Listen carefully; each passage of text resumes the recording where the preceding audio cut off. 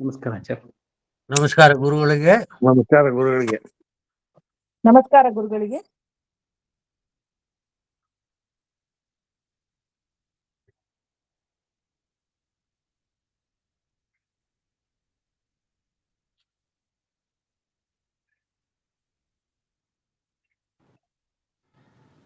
ಸ್ತುಮತಿಭಿರನುಮೇಢಂ ಕೃಷ್ಣಕಾಢಂ ಸಖಾಢಂ ಸುಖಮಜಮನಪಾಯಂ ಮುಕ್ತುಪಾಯಂ ವಿಮಾಯಂ ಗೃಹಜಮಹಮಮೇಜಂ ಛೇದಮಾಮ್ನಾಜಗೇಯಂ ಸತಜಮಸತಜೇಜಂ ಶ್ರೀಸಹಜಂ ಭಜೇಯಂ ಅಂಜನಾಸುನು ಸಾನ್ನಿಧ್ಯಾತ್ ವಿಜಯೇನ ವಿರಾಜಿತಂ ಅಜಿತಪ್ರೀತಿಜನಕಂ ಭಜೇಹಂ ವಿಜಯಧ್ವಜಂ ತಪಸ್ವಾಧ್ಯಾಯ ಶುಶ್ರೂಷಾ ಕೃಷ್ಣ ಪೂಜಾರತಂ ಮುನಿಂ ವಿಶ್ವೇಶಮಿಷ್ಟದಂ ವಂದೇ ಪರಿಮ್ರಾಟ್ ಚಕ್ರವರ್ತಿನಂ. ಶ್ರೀ ಗುರುಭ್ಯೋ ನಮಃ.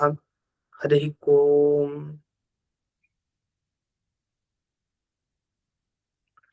ಜನ್ಮಾದ್ಯಸ್ಯ ಜತೋನ್ವಯಾದಿತರತಶ್ಚಾರ್ಥೇಷ್ವವಿಘ್ನಸ್ವರಾಟ್ ತೇನೇ ಬ್ರಹ್ಮ ಹೃದಯ ಆದಿಕವಯೇ ಮುಖ್ಯಂತಿ ಯಂ ಸೂರಯಃ ತೇಜೋ ವಾರಿಮೃತಾಂ ಯಥಾ ವಿನಿಮಯೋ ಯತ್ರ ತ್ರಿಸರ್ಗೋ ಮೃಷಾ ಧಾಮ್ನಾ ಸ್ವೇನ ಸದಾ ನಿರಸ್ತಕುಹಕಂ ಸತ್ಯಂ ಪರಂ ಧೀಮಹಿ. ಓಂ ಸ್ವಸ್ತ್ಯಸ್ತು ಸದಾ ಅಶೇಷ ಸನ್ಮಂಗಲಾನಿ ಭವಂತು. ಸಮ್ಯಕ್ ಶ್ಲೋಕೈಕ ಶ್ರವಣ ಪಠನ ಮಾತ್ರೇಣ ವಕ್ತುಶ್ಚ ಶ್ರೋತॄಣಾಂ ನಿಖಿಲ ಕಲಿಕೃತ ಕಲ್ಮಷ ಅಪನೋದನ ಪಡುತ್ತಾರೆ. ಶ್ರೀಮದ್ ಭಾಗವತೆ ಮಹಾಪುರಾಣೆ ತೃತೀಯ ಸ್ಕಂಧೆ ದ್ವಾದಶೇऽಧ್ಯಾये ಅದ್ಯ ಕಥಾನುವಾದೆ ಸತಿ ಕಿಂಚಿತ್ ಪೂರ್ವಕಥಾನುವಾದಃ.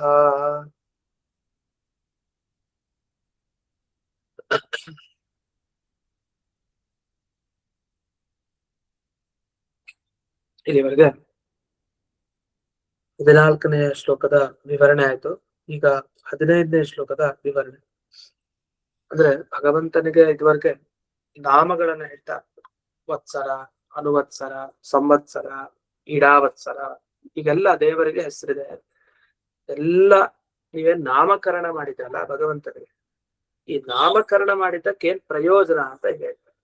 ಅದನ್ನೇ ವತ್ಸರಾದಿ ನಾಮಕರಣ ನಾಮ ಕಾರಣ ಅಂತಾನೂ ಇದೆ, ಕರಣ ಅಂತ ಇದೆ. ಅದೆರಡು ಸರಿ ಹೋಗುತ್ತೆ, ತೊಂದ್ರೆ ಇಲ್ಲ.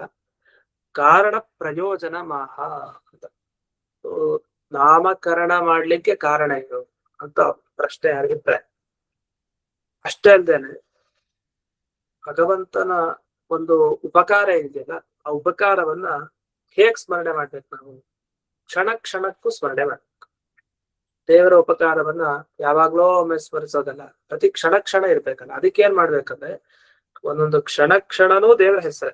ಹಾಗಾಗಿ ನಮ್ಗೆ ಏನಂದ್ರೂ ದೇವ್ರ ನೆನಪಾಗ್ತಾ ಇರ್ಬೇಕು. ಹಾಗಾಗಿ ಕ್ಷಣ ಅಂದ್ರು, ಪಕ್ಷ ಅಂದ್ರು, ಮಾಸ ಅಂದ್ರು, ದಿವಸ ಅಂದ್ರು, ಏನ್ ಶಬ್ದ ಹಾಕಿದ್ರು, ಕಾಲವನ್ನ ಹೇಳುವಂತ ಶಬ್ದ ಅದೆಲ್ಲ ದೇವರನ್ನೇ ಹೇಳ್ತಾರೆ ಅಂದಾಗ ಪ್ರತಿ ಕ್ಷಣದಲ್ಲೂ ನಮಗೆ ಭಗವಂತ ಪ್ರೇರಣೆ ಮಾಡ್ತಾ ಇದ್ದಾನೆ, ಅನುಗ್ರಹಿಸ್ತಾ ಇದ್ದಾನೆ ಅನ್ನೋ ಭಾವನೆ ಬರುತ್ತೆ. ಇದಕ್ಕೋಸ್ಕರನೇ ಈ ಎಲ್ಲಾ ನಾಮಗಳನ್ನ ಈಗ ಹೇಳಿದೆ ಭಗವಂತನಿಗೆ. ಇಂತಿಂತ ನಾಮ, ವತ್ಸರ, ಪಕ್ಷ, ಇನ್ನೇನು ಯಾವ್ಯಾವ್ದು ಕಾಲವಾಚಕವಾದ ಶಬ್ದ ಇದೆ, ಕಾಲವನ್ನು ಹೇಳುವ ಶಬ್ದಗಳು, ಎಲ್ಲ ದೇವರನ್ನ ಹೇಳ್ತಾರೆ ಅಂತ ಈ ಅಭಿಪ್ರಾಯದಿಂದ ಹೇಳಿದ್ದು. ಹರಿಹಿ ಪರಮ ಉಪಕಾರಿತ್ವಾತ್ ಸರ್ವೈಹಿ ಪೂಜನೀಯ. ಎಲ್ರೂ ಅವನಿಗೆ ಪೂಜೆ ಮಾಡ್ಬೇಕು. ಯಾಕೆ? ಅಷ್ಟು ಉಪಕಾರ ಮಾಡ್ತಾ ಇದ್ದಾನೆ ಎಲ್ರಿಗೂ, ಎಲ್ಲ ಕಡೆ ಇತ್ತು. ಅದನ್ನು ತಿಳಿಸ್ಲಿಕ್ಕೆ ಇಲ್ಲಿವರೆಗೆ 5 ಕಾಲದ ಒಳಗಡೆ ಅಂತ ಸಂವತ್ಸರ, ಇಡಾವತ್ಸರ ಅದೇ 5 ಕಾಲದವರೆಗೆ ಇದ್ದಾನೆ. ಒಳಗಡೆ ಇರುವಂತಹ ಪರಮಾತ್ಮ ಉಪಕಾರಿ ಅಂತ ತಿಳಿಸ್ತಾರೆ. ಇಷ್ಟೆಲ್ಲ ಮೈತ್ರೇಯರು ವಿದುರರಿಗೆ ಹೇಳ್ತಾ ಬರ್ತಾ ಇದೆ. ಈ ಮುಂದಿನ ಶ್ಲೋಕದಲ್ಲಿ ಯಾವ ವಿಷಯವನ್ನು ಹೇಳ್ತಾರೆ ಅಂತ ನೋಡೋಣ. 15ನೇ ಶ್ಲೋಕ ಈಗ. ಯಸೃಜ್ಯ ಶಕ್ತಿ ಮುರುಧೋ ಶ್ವಸಯನ್ ಸ್ವಶಕ್ತ್ಯ. ಅಲ್ಲಿ ಬಿಡಿಸ್ಕೊಳ್ಬೇಕು, ಉರುಧ ಅಂತ ಬಿಡಿಸ್ಕೊಂಡು ಉತ್ ಶ್ವಸಯನ್ ಅಂತ. ಉತ್ ಶ್ವಸಯನ್ ಅದು ಸಂಧಿಯಾಗಿ ಉಚ್ಛ್ವಸಯನ್ ಅಂತ ಆಗಿದೆ. ಪುಂಸೋ ಭ್ರಮಾಯ ದಿವಿಧಾವತಿ ಭೂತಭೇದಃ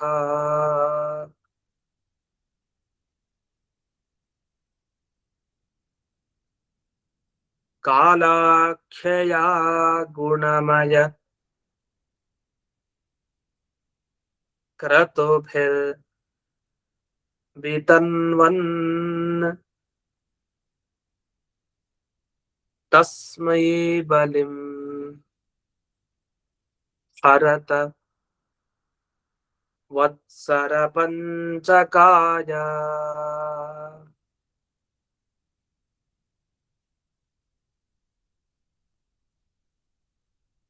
ಇದರ ತಾತ್ಪರ್ಯ ಏನಂದ್ರೆ, ಭಗವಂತನಿಗೆ ಎಲ್ಲರೂ ಬಲಿಯನ್ನ ಸಮರ್ಪಿಸ್ಬೇಕು ಅಂತ. ಈ ಬಲಿ ಅನ್ನೋ ಶಬ್ದಕ್ಕೆ ಬೇರೆ ಇನ್ಯಾವುದೋ ಅರ್ಥ. ಗುರುಗಳೇ, ಇನ್ನೊಮ್ಮೆ ಈ ಶ್ಲೋಕ ಹೇಳ್ಕೊಡಿ. ಈ ಶ್ಲೋಕನ ಇನ್ನೊಮ್ಮೆ ಹೇಳಿಕೊಡಿ ಅಂತ. ಆಯ್ತಾಯ್ತು. ಯಸ್ಸೃಜ್ಯ ಶಕ್ತಿಂ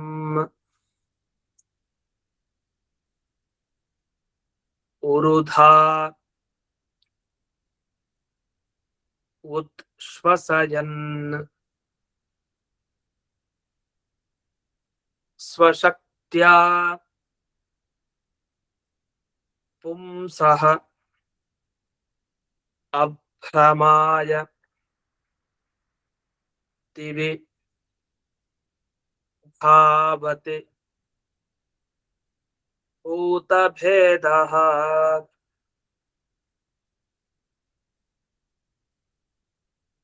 ಕಾಲಾಖ್ಯಯ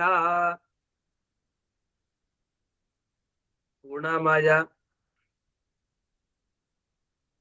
ಕ್ರತುಭಿರ್ ವಿತನ್ವನ್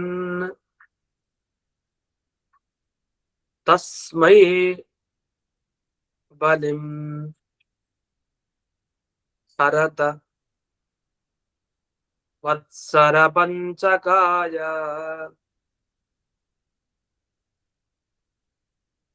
ವತ್ಸರ ಪಂಚಕಾಯ.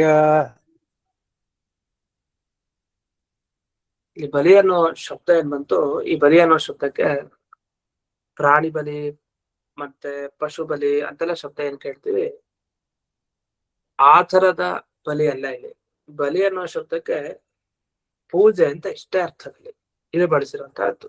ಅದರಿಂದ ಬಲಿ ಅಂದ್ರೆ ಪೂಜೆ. ಪೂಜೆಯನ್ನ ದೇವರಿಗೆ ಸಮರ್ಪಣೆ ಮಾಡಿ ಬಲಿಂ ಹರತ ಅಂತ ಹೇಳಿದೆ. ಯಾಕೆ ಪರಮಾತ್ಮನಿಗೆ ಪೂಜೆಯನ್ನ ಸಮರ್ಪಿಸ್ಬೇಕು ಅಂತಂದ್ರೆ, ಭಗವಂತ ತಾನು 5 ಕಡೆ ಅಂತರ್ಭೂತನಾಗಿದೆ. ಸಂವತ್ಸರ, ಇಡಾವತ್ಸರ ಅಂತ ಪ್ರತಿ ವರ್ಷ ಕಾಲಮಾನದಲ್ಲಿ ಎಲ್ಲ ಕಡೆ ಇದೆ. ತಾನೇನ್ ಮಾಡ್ತಾ ಇದ್ದಾನೆ, ತನ್ನ ಕಾಲ ಅನ್ನೋ ಶಕ್ತಿಯಿಂದ, ತನ್ನ ಬುದ್ಧಿಯಿಂದ ಯಾವ್ಯಾವ ಕಾಲದಲ್ಲಿ ಯಾವ್ಯಾವ ರೀತಿ ಈ ಪ್ರಕೃತಿಯ ಗುಣಗಳು ಪರಿಣಾಮ ಆಗ್ಬೇಕು, ಸತ್ವಗುಣ, ರಜೋಗುಣ, ತಮೋಗುಣ, ಅದನ್ನೆಲ್ಲ ಪರಿಣಾಮಗೊಳಿಸಿ ಪ್ರತಿಯೊಂದು ಗಿಡ ಆಗ್ಬಹುದು, ಮರ ಆಗ್ಬಹುದು, ಹಾಗೆ ಪ್ರಾಣಿ ಆಗ್ಬಹುದು, ಎಲ್ಲದಕ್ಕೂ ಉತ್ಪತ್ತಿ, ಸ್ಥಿತಿ, ಸಂಹಾರ ಎಲ್ಲ ಮಾಡ್ತಾ ಇದ್ದಾನೆ. ಅಷ್ಟೇ ಅಲ್ಲ, ಯಾರು ಈ ಕರ್ಮಾಚರಣೆಯಲ್ಲಿ ರತರಾಗಿರ್ತಾರೋ ಅಂಥವರಿಗೆ ಭ್ರಮೆನೂ ಬರಬಾರದು. ಯಾವ ಸಮಯದಲ್ಲಿ ಏನ್ ಮಾಡ್ಬೇಕು ಅದು ಗೊತ್ತಿರ್ಬೇಕು ಅವ್ರಿಗೆ. ಹಾಗಾದ್ರೆ ಆ ಸಮಯಕ್ಕೆ ನಿಯಾಮಕನಾಗುತ್ತೆ. ಹೌದು, ಇದ್ ನಾನು ಕಾಲ ಮೀರಿ ಮಾಡ್ಬಿಟ್ಟಿದ್ದೀನಿ, ಈಗ ಇಲ್ಲ ಈ ಸರಿಯಾದ ಕಾಲದಲ್ಲಿ ನಾನು ಮಾಡಿದೆ, ಇಲ್ಲ ಅರ್ಧಂಬರ್ಧ ಕಾಲದಲ್ಲಿ ಮಾಡಿದೆ, ತೀರಾ ಉತ್ತಮ ಕಾಲನೂ ಅಲ್ಲ, ತೀರಾ ಬೆಳಗ್ಗೆ ಬೇಗ ಎದ್ದು ಮಾಡಿಲ್ಲ, ತೀರಾ ಲೇಟು ಹೇಳಿ ಮಧ್ಯದಲ್ಲಿ ಎದ್ದು ಮಾಡಿದೆ. ಅಂದ್ರೆ ಕಾಲದ ಒಂದು ಪರಿಜ್ಞಾನ ಏನಿದೆ, ಆ ಪರಿಜ್ಞಾನವನ್ನ ದೇವರು ನಮಗೆ ಆಯಾಯ ಕಾಲದಲ್ಲಿದ್ದು ನಮ್ಗೆ ಪ್ರೇರಣೆ ಮಾಡಿ ತಿಳಿಸ್ತಾ ಇದ್ದಾರೆ. ಯಾವಾಗ್ಲೂ ಈ ಎಲ್ಲ ಜ್ಯೋತಿಷ್ ಚಕ್ರದಲ್ಲಿ, ಅಂದ್ರೆ ಜ್ಯೋತಿರ್ಮಂಡಲ ಏನಿದೆ, ಆಕಾಶದಲ್ಲಿ ಕಾಣುವಂತಹ ಗ್ರಹ ಇತ್ಯಾದಿಗಳೇನೇನಿದೆ, ಅಂಥ ಎಲ್ಲಾ ಗ್ರಹಗಳ ಒಳಗಡೆ, ಎಲ್ಲ ನಕ್ಷತ್ರಗಳ ಒಳಗಡೆ ಭಗವಂತ ಇತ್ತು. ಯಾರ್ಯಾರು ಯಾವ ಯಾವ ಕಾಲದಲ್ಲಿ ಕರ್ಮವನ್ನು ಮಾಡ್ಬೇಕು ಅದನ್ನೆಲ್ಲ ಪ್ರೇರೇಪಿಸ್ತಾ ಇದ್ದಾನೆ. ಆದ್ರೆ ನಾವು ತಪ್ಪು ಮಾಡುವಂತಹ ಕಾಲ ಅಂತ ಗೊತ್ತೆ, ಯಾವ ಈ ಕಾಲದಲ್ಲಿ ಮಾಡ್ಬಾರ್ದಿತ್ತು ಅದೇ ಕಾಲದಲ್ಲಿ ಮಾಡಿದೀವಿ ಅನ್ನೋದು ಗೊತ್ತಾಗುತ್ತೆ. ಅದನ್ನು ಕೂಡ ಎಚ್ಚರಿಸಿದಾನೆ ಪರಮಾತ್ಮ. ಅದನ್ನ ಇಲ್ಲಿ ಪುಂಸಃ ಅಭ್ರಮಾಯ ಅಂತ ಹೇಳ್ತಾರೆ. ಅಜ್ಞಾನ ಹೋಗ್ಬೇಕಲ್ಲ ಜನರಿಗೆ, ಯಾವ ಕಾಲ ಅಂತ ಗೊತ್ತಾಗ್ದೇ ನಾವು ಯಾವ್ಯಾವ್ದೋ ಕಾಲದಲ್ಲಿ ಅನುಷ್ಠಾನ ಮಾಡ್ತಾ ಇದ್ರೆ ಹಾಗಾಗ್ಬಾರ್ದು. ಅದಕ್ಕೆ ಪುಂಸಃ ಅಭ್ರಮಾಯ, ಅವರಿಗೆ ಅಜ್ಞಾನ ನಿವೃತ್ತಿಗಾಗಿ, ಅವರ ಭ್ರಮೆ ಬರಬಾರ್ದು ಅವ್ರಿಗೆ ಅಂತ ಹೇಳಿ ಭೂತಾನಾಂ ಭೇದ, ಯಾರು ಜ್ಯೇಷ್ಠರು ಯಾರು ಕನಿಷ್ಠರು ಅನ್ನೋ ವಿವೇಕನೂ ದೇವರು ಕೊಟ್ಟಿದ್ದಾರಂತೆ. ವಯಸ್ಸಿನಲ್ಲಿ ಹಿರಿಯರು, ವಯಸ್ಸಿನಲ್ಲಿ ಕಿರಿಯರು. ತುಂಬಾ ಕಾಲ ಕಳೆದಿದೆ ಜೀವನದಲ್ಲಿ, ಇವ್ರ ಕಾಲ ಅಷ್ಟು ಕಳೆದಿಲ್ಲ, ಇನ್ನೂ ಕಡಿಮೆ ಇದೆ. ಈ ತರ ಪ್ರಾಣಿಗಳಲ್ಲಿ ಭೇದ ಇದೆ, ವ್ಯತ್ಯಾಸ. ಭೂತಾನ ಭೇದ. ಜ್ಯೇಷ್ಠ ಕಾನಿಷ್ಠ. ಜ್ಯೇಷ್ಠ ಅಂದ್ರೆ ಜ್ಯೇಷ್ಠನಲ್ಲಿರೋದು, ಕಾನಿಷ್ಠ ಅಂದ್ರೆ ಕನಿಷ್ಠನಲ್ಲಿರೋದು. ಏನಿರೋದು? ವಿವೇಕ ಅಂತ. ಹಾಗಾದ್ರೆ ಚಿಕ್ಕವನಲ್ಲಿ ದೊಡ್ಡವನಲ್ಲಿ ಏನ್ ವಿವೇಕ ಜ್ಞಾನ ಬೇಕೋ ಅದನ್ನೆಲ್ಲ ಭಗವಂತ ತನ್ನ ಕಾಲ ಅಂತರ್ಯಾಮಿಯಾಗಿ ಮಾಡ್ತಾ ಇದ್ದಾನೆ. ಅದು ಹೇಗೆ ಕಾಲ ಅಂತರ್ಯಾಮಿಯಾಗಿ? ಕ್ರತುಭಿಹಿ. ಕ್ರತು ಅಂತಂದ್ರೆ ಅವನ ಜ್ಞಾನ. ಅವನ ಜ್ಞಾನ ಬೇರೆ ಅಲ್ಲ, ಅವನ ಶಕ್ತಿ ಬೇರೆ ಅಲ್ಲ, ಅವನ ಇಚ್ಛೆ ಬೇರೆ ಅಲ್ಲ, ಎಲ್ಲ ಒಂದೇ.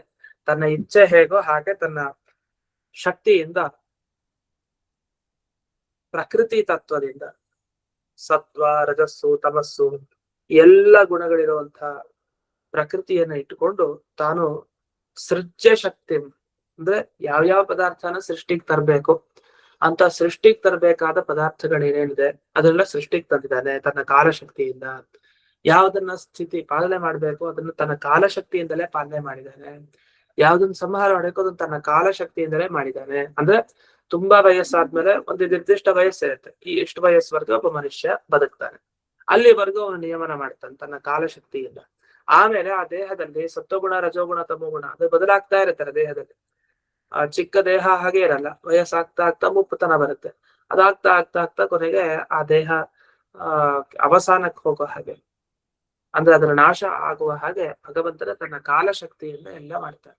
ಅಂದ್ರೆ ಒಬ್ಬ ಜೀವ ತಾನು ಈ ದೇಹವನ್ನ ಪಡೆದುಕೊಂಡೆ ಅಂತ ಶುರು ಮಾಡಿ, ಮುಂಚೆ ದೇಹ ಪಡೆಯೋ ಮುಂಚೆನೂ ಇದೆ ವ್ಯಾಪಾರ, ಅಂತೂ ದೇಹ ಪಡೆದ ಮೇಲೆ ಅವನು ಉತ್ಪತ್ತಿ ಆಯ್ತು ಅಂತ ಹುಟ್ಟದ ಅಂತ ಹೇಳ್ತೀವಲ್ಲ, ಆ ಜೀವನಿಗೆ ದೇಹ ಬಂದ ಸಮಯದಿಂದ ಹಿಡಿದು ಕೊನೆಯವರೆಗೂ ತನ್ನ ಕಾಲಶಕ್ತಿಯಿಂದಲೇ ಭಗವಂತ ನಿಯಂತ್ರಣ ಮಾಡ್ತಾ ಇದ್ದಾನೆ ಅನ್ನೋದು ತಾತ್ಪರ್ಯ. ಇದನ್ನು ತಿಳ್ಕೊಳ್ಬೇಕಾಗಿದೆ.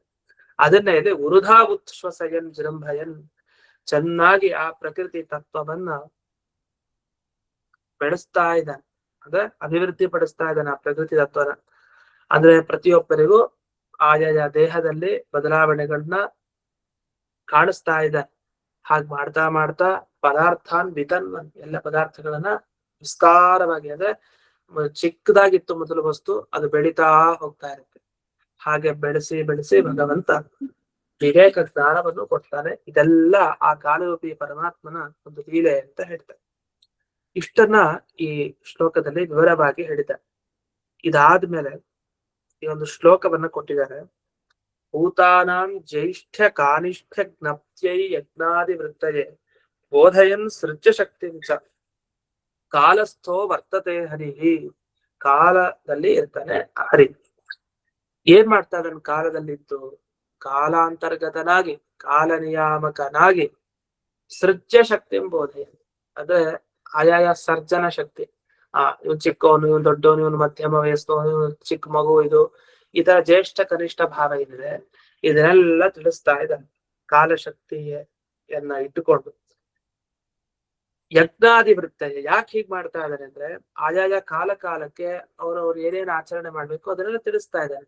ವಯಸ್ಸಾಯ್ತು ಬೇಗ ಸಾಧನೆ ಮಾಡ್ಬೇಕು, ಹಾಗಾಗಿ ಚಿಕ್ಕ ವಯಸ್ಸು ಸಾಧನೆ ಮಾಡ್ಬಾರ್ದು ಅಂತಲ್ಲ, ಸಾಧನೆ ಮಾಡ್ಬೇಕು ಅಂತ ಪ್ರತಿ ವಯಸ್ಸಿನವರೆಗೂ ತಿಳಿಸ್ತಾ ಇರ್ತಾರೆ ಪರಮಾತ್ಮ.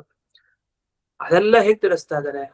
ಕಾಲ ಮೀರ್ತಾ ಇದೆ, ಪ್ರತಿ ಕಾಲದಲ್ಲಿದ್ದು ಆ ಕಾಲ ನಿಯಾಮಕನಾಗಿ ತೋರಿಸ್ತಾ ಇದ್ದಾನೆ, ಒಂದೊಂದು ದಿವಸ ಹೋಗ್ತಾ ಇದೆ ಅಂತ. ಅದು ಗೊತ್ತಾಗದೆ ಇದ್ರೆ ಅದು ಪ್ರಾರಬ್ಧ ಕರ್ಮ ಅಷ್ಟೆ.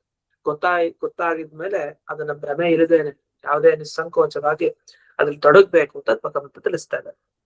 ಇದು ಕೆಲವರು ಒಂದು ವ್ಯಾಖ್ಯಾನ ಮಾಡಿದ್ದಾರೆ. ಭೂತಭೇದ ಅಂತ ಒಂದು ಶಬ್ದ ಬಂತಲ್ಲ, ಆ ಭೂತಭೇದ ಅನ್ನೋ ಶಬ್ದಕ್ಕೆ ಆಗ್ಲೇ ತಿಳಿಸಿದಂತೆ ಪ್ರಾಣಿಗಳಲ್ಲಿ ಒಂದು ವಿವೇಕ ಜ್ಞಾನ ಭಗವಂತ ಕೊಡ್ತಾನೆ. ಯಾರು ಜ್ಯೇಷ್ಠ ಯಾರು ಕನಿಷ್ಠ ಅಂತ ಹಿಂದೆ ವಿಷಯ ಬಂತು. ಭೂತಭೇದ ಅನ್ನೋದಕ್ಕೆ ಕೆಲವರು ಹೀಗೂ ಅರ್ಥ ಮಾಡ್ತಾರೆ. ಏನಂತ? ಭೂತ ಅಂದ್ರೆ ಪಂಚಭೂತ ಅಂತ ಅರ್ಥ. ಆ ಪಂಚಭೂತಗಳಲ್ಲಿ ಒಂದು ಯಾವುದು ಅಂದ್ರೆ ಅದು ತೇಜಸ್ಸು, ಅಂದ್ರೆ ಸೂರ್ಯ ಅಂತ ತಗೊಳ್ಳಿ. ಆ ಸೂರ್ಯ ಆಕಾಶದಲ್ಲಿ ಸಂಚಾರ ಮಾಡ್ದ ಹಾಗೆ, ಅಂದ್ರೆ ಸೂರ್ಯ ಉದಯ ಆಗತ್ತೆ, ಸೂರ್ಯ ಅಸ್ತ, ಒಂದ್ ದಿವ್ಸ ಆಯ್ತು. ಸೂರ್ಯೋದಯ ಸೂರ್ಯಾಸ್ತ ಒಂದ್ ದಿವ್ಸ. ಹೀಗೆ ಸೂರ್ಯ ತಾನು ಸಂಚಾರ ಮಾಡ್ತಾ ಆಯುಷ್ಯವನ್ನ ಅಳಿತಾ ಇದ್ದಾನೆ. ಅಂದ್ರೆ ಮಾನವರ ಆಯುಷ್ಯ ಇಷ್ಟು ಇಷ್ಟು, 1 ದಿವಸ ಆಯ್ತು, 2 ದಿವಸ ಆಯ್ತು, 1 ವರ್ಷ ಆಯ್ತು, 20 ವರ್ಷ, 50 ವರ್ಷ, ಹೀಗಾಯ್ತು ಆಯ್ತು ಅಂತ ಸೂರ್ಯನೇ ತಾನು ತಿರುಗಿ ತಿರುಗಿ ವಿಷಯಾಸಕ್ತಿಯಿಂದ ಕಳೀತಾ ಇದ್ದಾನೆ ಅಂತ. ವಿಷಯಾಸಕ್ತಿನ ಎಲ್ಲಿ ಕಳೀತಾನೆ? ಹೀಗೆ ಎಷ್ಟ ಆಯುಷ್ಯ ಕ್ಷೀಣ ಆದ್ರೂ ವಿಷಯಾಸಕ್ತಿ ಎಲ್ಲಿ ಹೋಗುತ್ತೆ? ಖಂಡಿತ ಇದ್ದೇ ಇರುತ್ತೆ. ಅಂದ್ರೆ ಅದು ಕಾಮ್ಯ ಕರ್ಮಿಗಳಿಗೆ ಹೀಗೆಲ್ಲ ಮಾಡ್ತಾನೆ. ಯಾರು ಕಾಮ್ಯ ಕರ್ಮದಲ್ಲಿ ಆಸಕ್ತರೋ, ನಿಷ್ಕಾಮ ಕರ್ಮದಲ್ಲಿ ಆಸಕ್ತಿಯನ್ನ ಹೊಂದಿಲ್ವೋ ಅಂಥವ್ರಿಗೆ ಈ ತರ ಸೂರ್ಯ ತಾನು ಮಾಡ್ತಾ ಇದ್ದಾನೆ. ಹಾಗಾದ್ರೆ ಅಂಥವ್ರಿಗೆ ಏನ್ ಮಾಡ್ತಾನೆ ಸೂರ್ಯ? ಅವ್ರು ಏನೇ ತೆಗೆದ್ರು ಇವ್ರಿಗೆ ವಿಷಯಾಸಕ್ತಿ ಇರೋದಿಲ್ಲ. ಆಯುಷ್ಯ ಕಳೆದ್ರು ಕೂಡ ಎಷ್ಟು ವರ್ಷ ಆದ್ರೂ ವಿಷಯಾಸಕ್ತಿ ಇರಲ್ಲ. ಇದು ನಿಷ್ಕಾಮ ಕರ್ಮ ಮಾಡೋರು. ಇನ್ನು ಅಷ್ಟೇ ಅಲ್ಲದೆ ಯಾರು ಕಾಮ್ಯ ಕರ್ಮ ಅಂದ್ರೆ ಯಜ್ಞ ಯಾಗಾದಿಗಳನ್ನ ಮಾಡ್ತಾರೆ, ಅವ್ರು ಎಲ್ಲಾ ಯಜ್ಞ ಯಾಗಾದಿಗಳನ್ನ ಯಾವ ಸಮಯದಲ್ಲಿ ಮಾಡ್ಬೇಕೋ ಆ ರೀತಿ ಆ ಸೂರ್ಯ ತಾನು ತಿಳಿಸ್ತಾ ಇದ್ದಾನೆ. ಅಂದ್ರೆ ರಾತ್ರಿ ಕಾಲದಲ್ಲಿ ಮಧ್ಯರಾತ್ರಿಯಲ್ಲಿ ಯಾರಾದ್ರು ಯಾಗ ಮಾಡ್ತಾರ, ಹೋಮ ಮಾಡ್ತಾರ? ಇಲ್ಲ, ಬೆಳಗಿನ ಜಾವ ಮಾಡ್ತಾರೆ. ಹಾಗಾದ್ರೆ ಸೂರ್ಯ ತಾನು ಯಾವ ಸಂದರ್ಭದಲ್ಲಿ ಇರ್ತಾನೋ, ಯಾವ್ದು ಉಚಿತ ಕಾಲ ಅಂತ ಸೂರ್ಯ ತೋರಿಸ್ತಾ ಇದ್ದಾನೆ ನಮ್ಗೆ. ಅವನು ಇಲ್ದೇ ಇದ್ದಾಗ ಯಾಗ ಯಜ್ಞ ಎಲ್ಲ ಇಲ್ಲ, ಅವನಿದ್ದಾಗ ಯಾಗ ಯಜ್ಞ ಹೋಮ ಇತ್ಯಾದಿಗಳು ನಡೀತಾ ಹೋಗುತ್ತೆ. ಇದನ್ನೆಲ್ಲ ಯಜ್ಞಾದಿ ವೃತ್ತಯೇ ಅಂತ ಹಾಕಿದ್ದಾರೆ. ಯಜ್ಞಾದಿಗಳು ನಡಿಬೇಕಾದ್ರೆ ಅವನು ಮುಖ್ಯ. ಆ ಸೂರ್ಯ ತಾನು ತೋರಿಸ್ತಾ ಇದ್ದಾನೆ. ಅಷ್ಟೇ ಅಲ್ಲ, ಶ್ರೀಧರ ವ್ಯಾಖ್ಯಾನದಲ್ಲಿ ಏನ್ ಮಾಡಿದ್ದಾರೆ, ಈ ಸಂವತ್ಸರ, ಇಡಾವತ್ಸರ, ಅನುವತ್ಸರ ಅಂತ ಏನೇನ್ ಬಂತು, ಇದಕ್ಕೆಲ್ಲ ಮೂಲ ಯಾರು? ಸೂರ್ಯನೇ. ಸೂರ್ಯನಿಂದಲೇ ಎಲ್ಲ ಕಾಲಗಣನೆ. 1 ದಿವಸ, 2 ದಿವಸ, 3 ದಿವಸ ಸೂರ್ಯನ ನೋಡ್ಕೊಂಡ, ಸೂರ್ಯನ ಸಂಚಾರ ನೋಡ್ಕೊಂಡು, ಸೂರ್ಯ ಹೇಗೆ ಚಲಿಸ್ತಾನೋ, ಎಲ್ಲಿಗೆ ಬರ್ತಾನೋ, ಮಧ್ಯಾಹ್ನಕ್ ಬಂದ, ಸಂಜೆಗೆ ಬಂದ, ರಾತ್ರಿ ಆಯ್ತು, ಆ ಸೂರ್ಯನ ಚಲನೆ ನೋಡ್ಕೊಂಡೆ ಎಲ್ಲ ಕಾಲದ ಪರಿಣಾಮ ಹೇಳೋದು, ಕಾಲದ ಪರಿಮಾಣವನ್ನ ಹೇಳೋದು. ಅಂದ್ಮೇಲೆ ಆ ಸೂರ್ಯನಿಗೆ ಪೂಜೆಯನ್ನ ಸಲ್ಲಿಸ್ಬೇಕು ಅಂತ ಈ ಶ್ಲೋಕದಲ್ಲಿ ಹೇಳಿದ್ದಾರೆ. ಬಲಿಂ ಹರತ ಅಂದ್ರೆ ಭಗವಂತನ ಪೂಜೆ ಮಾಡಿ ಅಂತ ಈ ಶ್ಲೋಕದಲ್ಲಿ ಹೇಳ್ತಾ ಇಲ್ಲ, ಸೂರ್ಯನ ಪೂಜೆ ಮಾಡಿ ಅಂತ ಹೇಳ್ತಾ ಇದ್ದಾರೆ ಅಂತ ಈ ಶ್ರೀಧರ ವ್ಯಾಖ್ಯಾನ. ಬೇರೆ ವ್ಯಾಖ್ಯಾನಕಾರರು ಏನ್ ಮಾಡಿದ್ದಾರೆ, ಭೂತಭೇದ ಅನ್ನೋ ಇದೇ ಶಬ್ದಕ್ಕೆ ಸೂರ್ಯ ಅಂದ್ರೆ ಸೂರ್ಯ ಅಂತರ್ಗತ ಪರಮಾತ್ಮ ಅಂತ ಅರ್ಥ ಮಾಡಿದ್ದಾರೆ. ಮಾಡಿ ಎಲ್ಲಾ ಸಂವತ್ಸರ, ಇಡಾವತ್ಸರ ಈ ಕಾಲಗಳಿಗೆ ಸೂರ್ಯನೇ ಪ್ರವರ್ತಕ ಅಂತ ಹೇಳಿದ್ದಾರೆ. ಅಂದ್ರೆ ಸೂರ್ಯಾಂತರ್ಗತ ಪರಮಾತ್ಮ ಅವನು ಯಾರು? ಸೂರ್ಯ. ಅಂದ್ರೆ ಇವ್ರ ಪ್ರಕಾರ ಸೂರ್ಯಮಂಡಲದ ಒಳಗಡೆ ಸೂರ್ಯ ಇದ್ದಾನೆ ಅಂತ ಅಷ್ಟೇ. ಸೂರ್ಯ ಅಂತಾನೆ ತಗೊಂಡಿತ್ತು ಕೊನೆಗೆ. ಈ ಕಾಣ್ತಾ ಇರೋ ಸೂರ್ಯ ಅಂತೂ ಇರ್ಲಿ, ಅವನು ಓಡಾಡ್ತಾನೆ ಸೂರ್ಯಮಂಡಲ ಒಳಗಡೆ ಇರೋನು ಸೂರ್ಯ. ಆ ಸೂರ್ಯನೇ ಇದಕ್ಕೆಲ್ಲ ಪ್ರವರ್ತಕ ಅಂತ ಕರ್ತಿದ್ದಾರೆ. ಅಷ್ಟೇ ಅಲ್ಲ, ಆ ಸೂರ್ಯನೇ ಚಂದ್ರ, ಬೃಹಸ್ಪತಿ, ನಕ್ಷತ್ರ ಅಂದ್ರೆ ಮಿಕ್ಕಿದ್ದು ಪಾರಸ್ಪತ್ಯಮಾನ, ಮತ್ತೆ ಚಾಂದ್ರಮಾನ, ನಕ್ಷತ್ರಮಾನ, ಶ್ರಾವಣಮಾನ ಏನೇನಿದೆ ಈ ಎಲ್ಲದಕ್ಕೂ ಅವನೇ ಪ್ರವರ್ತಕ ಅಂತ ಕರ್ತಿದ್ದಾರೆ. ಆದ್ರೆ ಇದು ಯಾವ್ದು ಸರಿ ಇಲ್ಲ ಅಂತ ಹೇಳ್ಬಿಡ್ತಾರೆ ಒಂದೇ ಸರಿ. ಯಾಕೆ? ಚೆನ್ನಾಗಿ ಹೇಳಿದಾರಲ್ಲ, ಸೂರ್ಯಮಂಡಲದ ಒಳಗಡೆ ಇರೋ ಸೂರ್ಯ ತಾನೇ. ಅಂದ್ರೆ ಅದು ಯಾವ ಸೂರ್ಯ? ನಾವ್ ಹೇಳುವಂತ ದೇವರಲ್ಲ, ಸೂರ್ಯ ನಾರಾಯಣನ ಬಗ್ಗೆ ಎಲ್ಲಿ ಹೇಳ್ತಾ ಇಲ್ಲ. ಸೂರ್ಯ ಅಂತ ಹೇಳ್ತಾ ಇದಾರೆ ದೇವತೆ ಬಗ್ಗೆ ಅಷ್ಟೇ. ಆದ್ರೆ ಆ ಸೂರ್ಯನೂ ಅಲ್ಲ ನಿಜವಾಗಿ. ಯಾಕಂದ್ರೆ ಇದಕ್ಕೆ ಯಾವುದೇ ಪ್ರಮಾಣ ಇಲ್ಲ ಇವ್ರು ಮಾಡಿದ ವ್ಯಾಖ್ಯಾನಕ್ಕೆ. ಇದೆಲ್ಲ ಕಲ್ಪನೆ ಅಷ್ಟೇ. ಯಾವುದೇ ಒಂದು ಭಾಗವತದ ಪದ್ಯಕ್ಕೆ ವ್ಯಾಖ್ಯಾನ ಮಾಡಿದ ಪ್ರಮಾಣಗಳನ್ನು ಕೊಡ್ಬೇಕು. ಪ್ರಮಾಣ ಇಲ್ಲದೆ ವ್ಯಾಖ್ಯಾನ ಮಾಡಿದ್ರೆ ಅದಕ್ಕೆ ಬೆಲೆ ಇಲ್ಲ. ಎಲ್ಲಾರು ಒಂದು ಬಂದಿರ್ಬೇಕು ಆ ವಿಷಯ, ಇದಂದ್ರೆ ಸರಿ ಅಲ್ಲ. ಆದ್ರಿಂದಲೇ ಇವರು ಪ್ರಮಾಣ ಕೊಟ್ಟು ವ್ಯಾಖ್ಯಾನ ಮಾಡ್ತಾರೆ. ತಂತ್ರ ಪ್ರಕಾಶಿಕ ಅಂತ ಗ್ರಂಥ ಅಂತ ಹೇಳಿ ಈ ಗ್ರಂಥದಲ್ಲಿ ವಿವರಣೆಯನ್ನು ಮಾಡಿದ್ದಾರೆ. ಏನ್ ವಿವರಣೆ ಮಾಡಿದ್ದಾರೆ ಅಂದಾಗ, ಪ್ರಾಣಿಗಳಲ್ಲಿ ಭೇದ ಇದೆ. ಏನ್ ಭೇದ ಇದೆ? ಜ್ಯೇಷ್ಠ, ಕನಿಷ್ಠ, ದೊಡ್ಡವರು, ಚಿಕ್ಕವರು ಅಂತೆಲ್ಲ ಇದೆ. ಇದು ಹೇಗ್ ಗೊತ್ತಾಗುತ್ತೆ? ವಯಸ್ಸಿನಿಂದ ಇವರು ಹಿರಿಯರು, ಇವ್ರ ವಯಸ್ಸಿನಿಂದ ಕಡಿಮೆ ಕಿರಿಯರು ಹೇಗ್ ಗೊತ್ತಾಗುತ್ತೆ? ಅಂದ್ರೆ ಗ್ರಹ ನಕ್ಷತ್ರಾದಿಗಳಲ್ಲಿ ನಿಂತು ಅವುಗಳಲ್ಲಿ ಪ್ರೇರಣೆ ಮಾಡಿ ದಿವಸ ಉರುಳಿಸ್ತಾ ಇದಾರಲ್ಲ, 1 ದಿವಸ ಕಳೀತು, 2 ದಿವಸ ಕಳೀತು, ಇದೆಲ್ಲ ಯಾರು ಮಾಡ್ತಾ ಇದಾರೆ ಅಂತಂದ್ರೆ ದೇವರೇ ಮಾಡ್ತಾ ಇರೋದು. ಹಾಗಾಗಿ ದೇವರು ಈ ಕಾಲದಲ್ಲಿದ್ದು ತಿರುಗಿಸಿ ಭೂತಗಳಲ್ಲಿ ಭೇದ ಅಂದ್ರೆ ವಯಸ್ಸಿನಿಂದ ಯಾರು ಹಿರಿಯರು ಯಾರು ಕಿರಿಯರು ಅನ್ನೋ ಜ್ಞಾನವನ್ನ ತಂದು ಕೊಡ್ತಾ ಇದ್ದಾನೆ ಅಂತ ಅರ್ಥ. ಅದನ್ನಲ್ಲಿ ಭೂತ ಭೇದ ಅಂತ ಶಬ್ದವನ್ನ ಬಳಸಿ ಹೇಳಿದ್ದಾರೆ. ಮತ್ತೆ ಯಾವ್ದು ಸಂಧ್ಯಾ ಕಾಲ, ಯಾವ್ದು ಬೆಳಗಿನ ಕಾಲ, ಯಾವ್ದು ಅಪರಾಹ್ನ ಕಾಲ, ಸಾಯಂಕಾಲ, ರಾತ್ರಿ ಕಾಲ, ಮತ್ತೆ ಸಂಗಮ ಕಾಲ ಯಾವುದು, ಹೀಗೆ ಸಂಧಿ ಕಾಲ ಯಾವುದು, ಎಲ್ಲಾ ಕಾಲಗಳ ಬಗ್ಗೆ ಭ್ರಮೆ ಬರಬಾರ್ದು ಮನುಷ್ಯರಿಗೆ. ಆ ಭ್ರಮೆ ಬರಬಾರ್ದು ಅನ್ನೋದಕ್ಕೂ ಅವನೇ ಭಗವಂತ ಎಲ್ಲಾ ಜ್ಯೋತಿರ್ಮಂಡಲಗಳಲ್ಲಿ ಸಂಚಾರ ಮಾಡ್ತಾ ಇದ್ದಾನೆ. ಇದು ಯತ್ನಗಳಿಂದ ಯಾರಿಗೆ ಸ್ವರ್ಗಾದಿ ಫಲ ಬೇಕು ಅಂತ ಹೇಳಿದ್ರೆ ಅಪೇಕ್ಷೆ ಇದೆ ಅಂಥವ್ರಿಗೂ ಭಗವಂತ ತಾನು ಎಲ್ಲ ಕಾಲಾದಿಗಳಲ್ಲಿದ್ದು ಪ್ರವರ್ತಿಸ್ತಾನೆ ಅಂತ ಇದೆ ವ್ಯಾಖ್ಯಾನ. ಇದು ಬೇರೆಯವ್ರ ವ್ಯಾಖ್ಯಾನ ಮಾಡಿದ್ದು. ಆದ್ರೆ ಇಲ್ಲಿ ಯಾವ ವ್ಯಾಖ್ಯಾನ ಅಂದ್ರೆ ಕ್ರತು ಅನ್ನೋ ಶಬ್ದಕ್ಕೆ ಇಲ್ಲಿ ಯಜ್ಞ ಅನ್ನೋ ಅರ್ಥದಲ್ಲಿ ಬಂದಿಲ್ಲ ಈ ಶ್ಲೋಕದಲ್ಲಿ. ಅದು ಭಗವಂತನ ಪ್ರಜ್ಞೆ ಅಂತ ಅರ್ಥ, ಜ್ಞಾನ ಅಂತ ಅರ್ಥ.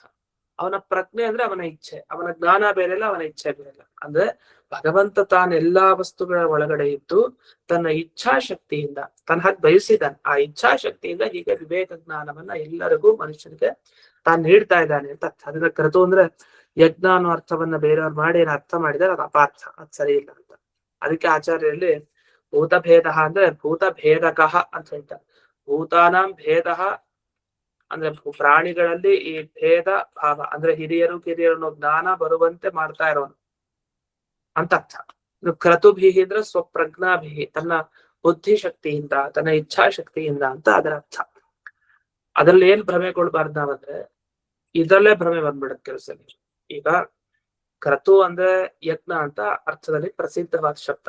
ಕ್ರತು ಅಂದ್ರೆ ಯಜ್ಞ ಅಂತ ಅರ್ಥ. ಶತಕ್ರತು ಅಂತ ಇಂದ್ರದೇವರಿಗೆ ಕರೀತೀವಿ. ಯಾಕೆ? 100 ಯಾಗ ಮಾಡಿದ್ರು, ಅದಕ್ಕೆ ಶತಕ್ರತು ಅಂತ ಅವ್ರಿಗೆ ಹೆಸರು. ಆ ತರ ಇಲ್ಲಿ ಕ್ರತು ಅಂದ್ರೆ ಯಾಗ ಅನ್ನೋ ಅರ್ಥದಲ್ಲಿ ಬಂದಿರೋ ಶಬ್ದ ಅಲ್ಲ ಇದು. ಇದು ಪ್ರಜ್ಞಾ ಅನ್ನೋ ಅರ್ಥದಲ್ಲಿ ಬಂದಿದೆ. ಪ್ರಜ್ಞಾ ಅಂದ್ರೆ ಪ್ರಕೃಷ್ಟವಾದ ಜ್ಞಾನ, ಪ್ರಜ್ಞಾ ಅಂತ ಕರಿತೀವಿ. ಪೂರ್ಣ ಪ್ರಜ್ಞರು ಅಂತ ಹೇಳ್ತಾರೆ. ಪ್ರಜ್ಞಾ ಅಂದ್ರೆ ಪ್ರಕೃಷ್ಟವಾದ ಜ್ಞಾನ. ಆದ್ರೆ ಇಲ್ಲಿ ಜ್ಞಾನ ಅನ್ನೋದಕ್ಕಿಂತ ಮುಂದೆ ಇಚ್ಛಾಭಿಹಿ ಅಂತ ವ್ಯಾಖ್ಯಾನ ಮಾಡಿದ್ದಾರೆ. ಇಚ್ಛೆ ಅಂತ ಅರ್ಥ ಮಾಡಿದ್ದಾರೆ. ಅಲ್ಲ, ಕ್ರತು ಅನ್ನೋ ಶಬ್ದ ಜ್ಞಾನ ಅಂತ ಅರ್ಥನ, ಇಚ್ಛೆ ಅಂತ ಅರ್ಥನ, ಏನರ್ಥ? ಅದಕ್ಕೆ ಸ್ವ ಇಚ್ಛಾನುರೂಪಾಭಿಹಿ ಸ್ವಪ್ರಜ್ಞಾಭಿಹಿ ಅಂದ್ರೆ ಇಚ್ಛೆ ಬರ್ಲಿಕ್ಕೆ ಬೇಕಾದ ಜ್ಞಾನದಿಂದ ಅಂತ ಅರ್ಥ ಮಾಡಿದ್ದಾರೆ. ಯಾಕಂದ್ರೆ ಮೊದಲು ಜ್ಞಾನ ಬರ್ಬೇಕು, ಆಮೇಲೆ ಇಚ್ಛೆ ಪಡ್ಬೇಕು, ಆಮೇಲೆ ಪ್ರಯತ್ನ ಪಡ್ಬೇಕು, ಆಮೇಲೆ ಕೆಲಸ. ಈ ತರ ಇದೆ ಕ್ರಮ. ನಮ್ಗೆ ಯಾವುದೇ ವಿಷಯದಲ್ಲಾಗ್ಲಿ ಓದಬೇಕು ಅಂತ ಮೊದಲು ನಮ್ಗೆ ಇದ್ರ ಬದಲು ಈ ಪುಸ್ತಕ ಜ್ಞಾನ ಬೇಕು, ಆಮೇಲೆ ನಮ್ಗೆ ಓದ್ಬೇಕು ಅಂತ ಇಚ್ಛೆ ಬರ್ಬೇಕು. ಮುಂದೆ ಇಚ್ಛೆ ಬರ್ಬೇಕು ಅಂದ್ರೆ ಮೊದಲು ಆ ವಸ್ತುವಿನ ಜ್ಞಾನ ಬೇಕಲ್ಲ. ಜ್ಞಾನ ಇಲ್ಲದೆ ಇಚ್ಛೆ ಹೇಗೆ ಬರುತ್ತೆ? ಈಗ ನಮಗೆ ಈ ಗ್ರಂಥ ಓದ್ಬೇಕು ಅಂತ ಯಾವಾಗ ಅನ್ಸುತ್ತೆ? ಆ ಗ್ರಂಥದ ಬಗ್ಗೆ ಪರಿಚಯ ಇದ್ರೆ. ಗ್ರಂಥ ಭಾಗವತದ ಬಗ್ಗೆನೇ ಗೊತ್ತಿಲ್ಲ ಅಂದ್ರೆ ಭಾಗವತ ಓದ್ಬೇಕು ಅಂತ ಅನಿಸ್ಬರುತ್ತೆ. ಹಾಗಾದ್ರೆ ಭಾಗವತ ಜ್ಞಾನ ಮೊದಲು ಮುಖ್ಯ, ಆಮೇಲೆ ಭಾಗವತ ಓದ್ಬೇಕು ಅನ್ನೋ ಮನಸ್ಥಿತಿ ಇಚ್ಛೆ ಮುಖ್ಯ, ಆಮೇಲೆ ಭಾಗವತ ಓದ್ಬೇಕು ಅನ್ನೋ ಪ್ರಯತ್ನ ಮಾಡ್ಬೇಕು, ಆಮೇಲೆ ಅದನ್ನ ಒಂದೊಂದೇ ಪೇಜ್ ತೆಗೆದು ಓದ್. ಈ ತರ ವ್ಯತ್ಯಾಸ ಇದೆ. ಜ್ಞಾನ, ಇಚ್ಛಾ, ಪ್ರಯತ್ನ ಅಂತೆಲ್ಲ ಇದೆ ಕ್ರಮ. ಹಾಗೆ ದೇವರು ತಾನು ಜ್ಞಾನವನ್ನ ಹೊಂದಿದ, ನಿತ್ಯವಾದ ಜ್ಞಾನ ಅವನು ಹೊಸದಾಗಿ ಬರೋದು ಅಂತಿಲ್ಲ. ಆ ಜ್ಞಾನಕ್ಕೆ ತಕ್ಕ ಹಾಗೆ ಅವರಲ್ಲಿ ಇಚ್ಛೆನೂ ಇದೆ. ಆದ್ರೆ ಇಚ್ಛೆ ಜ್ಞಾನ ಬೇರೇನೂ ಅಲ್ಲ. ಯಾಕೆ? ದೇವರ ಗುಣಗಳಲ್ಲಿ ಭೇದ ಚಿಂತನೆ ಮಾಡೋ ಹಾಗಿಲ್ಲ ಅಂತ ಈ ವಿಷಯ. ಅದನ್ನ ಇಟ್ಕೊಂಡು ಇಲ್ಲಿ ಕ್ರತು ಅನ್ನೋ ಶಬ್ದಕ್ಕೆ ಸ್ವಪ್ರಜ್ಞಾ ಅಂತ ಅರ್ಥವನ್ನು ಮಾಡಿದ್ದಾರೆ. ಹೀಗೆ ಈ ಶ್ಲೋಕದಲ್ಲಿ ಒಟ್ಟು ಕಾಲಾಂತರ್ಗತನಾಗಿ ಕಾಲನಿಯಾಮಕನಾಗಿ ಭಗವಂತ ಮಾಡುವಂತಹ ಒಂದು ವ್ಯಾಪಾರ ಏನು ಅನ್ನೋದನ್ನ ಇದುವರೆಗೆ ತಿಳಿಸಿದ್ದಾರೆ. ಇಷ್ಟಾಗಿ ಮುಂದೆ ಇನ್ನು ಶ್ಲೋಕದ ಅರ್ಥವನ್ನ ಸರಳವಾಗಿ ಹೇಳ್ತಾರೆ. ಯಾವ ರೀತಿ ಈ ಶ್ಲೋಕದ ಅರ್ಥವನ್ನು ಮಾಡ್ಕೊಬೇಕು ಅಂತ ಅದೇನು ಅನ್ನೋದನ್ನ ಮುಂದಿನ ಪಾಠದಲ್ಲಿ ನೋಡೋಣ ಅಂತ ಹೇಳ್ತಾ ಇಂದಿನ ಪಾಠವನ್ನ ಸ್ಮೃತ್ ಗುರುವಂತರ್ಗತ ವ್ಯಾಸತೀರ್ಥ ಗುರುವಂತರ್ಗತ ರಮಣ ಮುಖ್ಯ ಪ್ರಾಣಾಂತರ್ಗತ ಶ್ರೀಮನ್ ಗೋಪಾಲಕೃಷ್ಣನಿಗೆ